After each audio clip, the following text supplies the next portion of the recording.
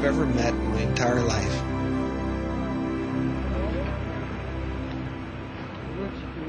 What a great story. Congratulations to Doug and all the rescue teams that went over to Turkey. Now that's what I call real teamwork.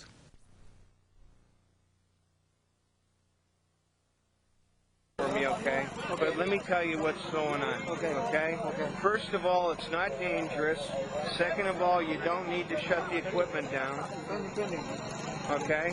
But if there's a possibility that a part of the building here, a garage, created a void that someone is in, then we need to access that void.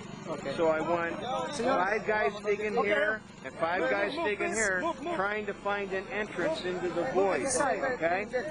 Now, if we find an entrance and there is a void, then we shut the equipment down and then we go inside. I got it. All right? I got it. If not, then the equipment can do what they want. Okay, sure, I understand. But it is not likely that someone's alive. Okay. Possible, but not likely. Okay. Mira, lo que necesita él ahorita es 5 personas o 6 personas hablando de este lado y 5 o 6 de este lado. Anywhere you can get the... Anywhere possible. Yeah. Okay. But just get them digging. Yeah. Okay. Al nomás abrir un hoyo, entonces sí vamos a pedir, ahí vamos a pagar maquinaria. Ahí tenemos penetración. It's possible, but not likely. Ya tenemos penetración a través de acá. Okay. If there is a void from the landslide,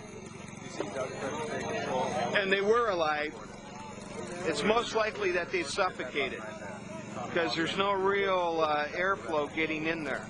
So maybe there's a big void, maybe there's a big basement or something, maybe it's a little child, they don't need a lot of air, maybe a lot of things. Maybe there's a piece of pipe sticking out of the ground somewhere or some plumbing pipe that's allowing air to go into where they are. There's a lot of maybes, a lot of possibilities that will allow someone to be alive. But it's not as likely as if it was just a building collapse. It's more compounded than that because of the smothering element. And also making it very difficult to find an entrance because it's all covered with dirt. We have to guess where we can find a void or an entrance to a void. Instead of actually, if it was just a collapsed building, we would see it and it would be obvious to us.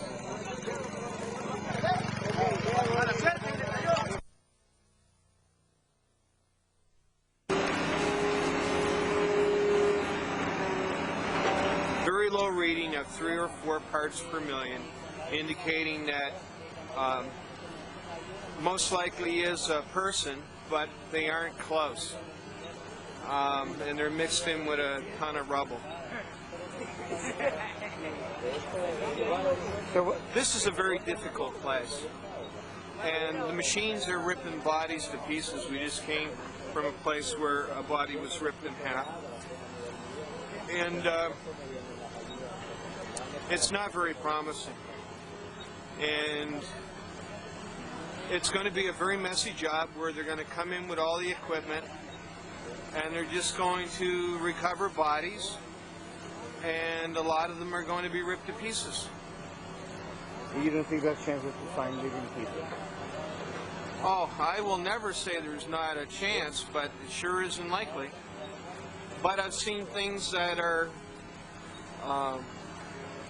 more impossible come to fruition. It's disappointing in a way. Well, it's life, you know. I mean, it's reality. It is what it is.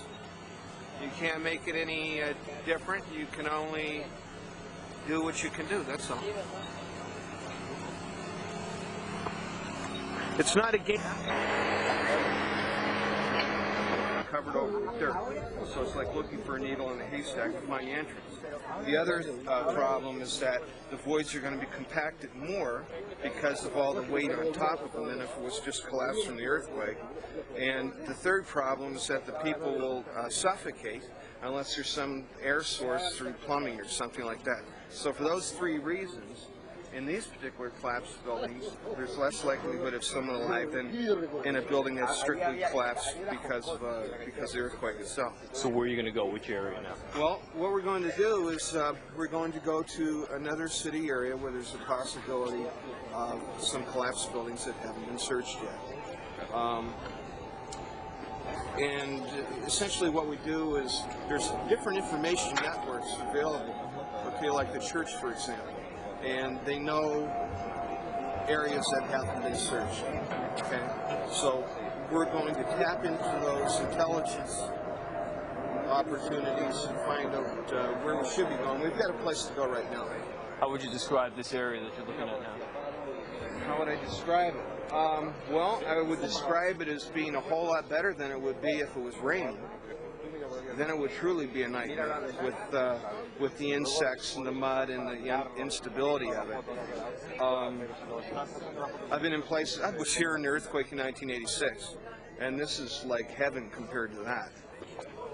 So this is nothing compared to that earthquake. You don't expect, 2 days removed, 3 days removed. You don't expect to find we've anybody. rescued people 12 days after being buried alive. Pressure, remember the ABC special, the little girl in Turkey trapped under 9 floors of concrete for 4 days? Well, I'm the guy that rescued her. So we've actually rescued 288 people in collapsed buildings last year. But you're not too optimistic. And that's where we're going. Okay.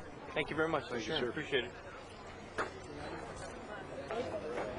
How does this compare to other earthquakes? I've worked in more than 100 major disasters. We've rescued 288 people trapped inside of collapsed buildings in the last year. I was here in the earthquake in 1986. That was at least 10 times as bad as this in the world. If it was a mudslide, it'd be 5 times the nasty factor that it is. This here, there's a possibility that some people are alive, but it's like winning the lottery.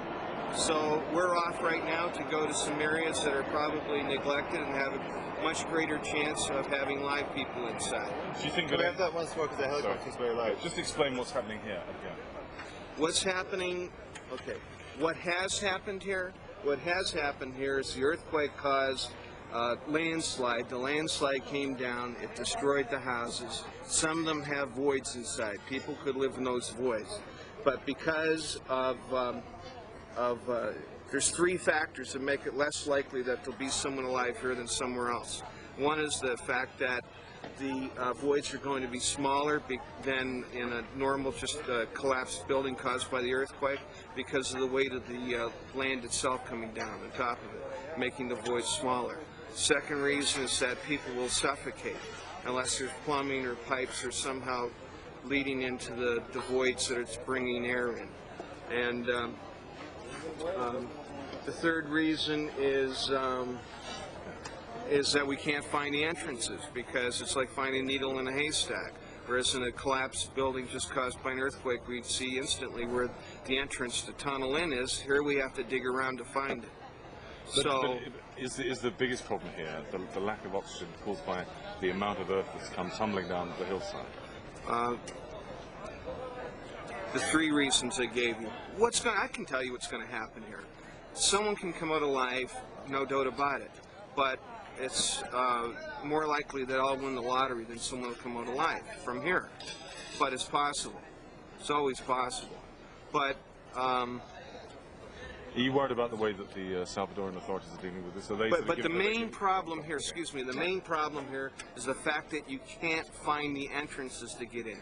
So what's going to happen is they'll work here for a couple of days, and people come in with their dogs, and different people who do different things, and they'll, randomly dig, and they'll try to recover some bodies, and then after a couple of days, the rats will start coming around. So what they'll wind up doing is putting everybody out of the site, and then they'll use the heavy equipment exclusively. They'll remove the bodies, and because it's going to be pretty horrible, ripping the bodies to pieces, they won't have anybody around. And then they'll recover them over a period of a couple of weeks. You sound completely cynical and hard-bitten about all of this. Oh, you've got to realize, I've worked in more than 100 major disasters. This is routine for me. So I deal in reality. I don't deal with fantasy, I deal with reality. And we're here to use our time as effectively as we can to rescue people. That's why we're going somewhere else right now. Right, so which the place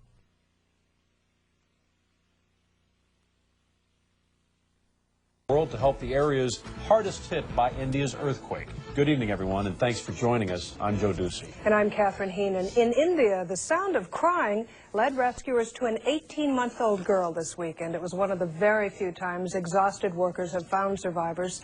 More than 6,000 bodies have been recovered now. The death toll, again, expected to climb by thousands more. Meanwhile, rescue experts from Turkey have arrived, part of the help pouring in from all around the world. That willingness to help includes the Bay Area.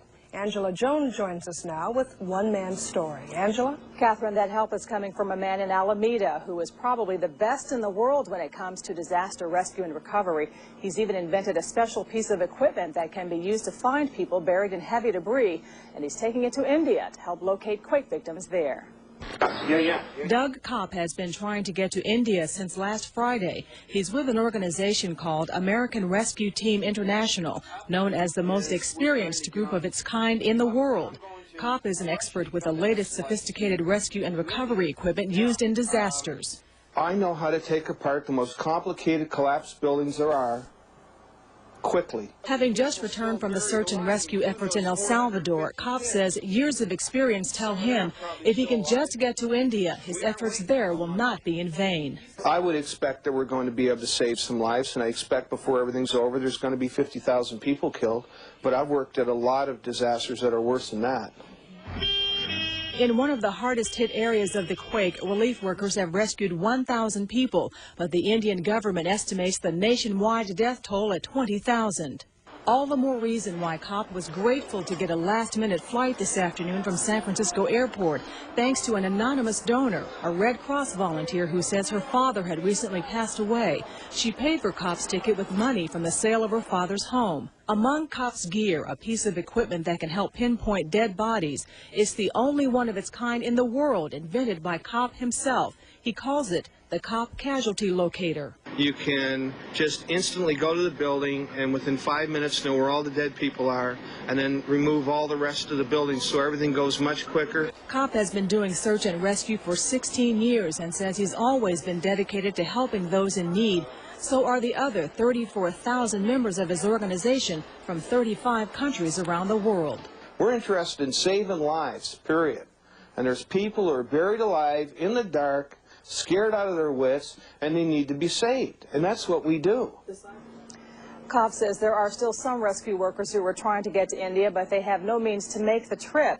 He says the most important way that people can help now is to offer to pay the airfare so the rescue team can get to the quake victims as soon as possible and put their elite skills to work. Catherine. Thank you, Angela. Nice to see him getting on that plane. If you do want to help the team, you can do so by calling 510-748-9257. That's the number for the American Rescue Team International. Demolishing entire cities.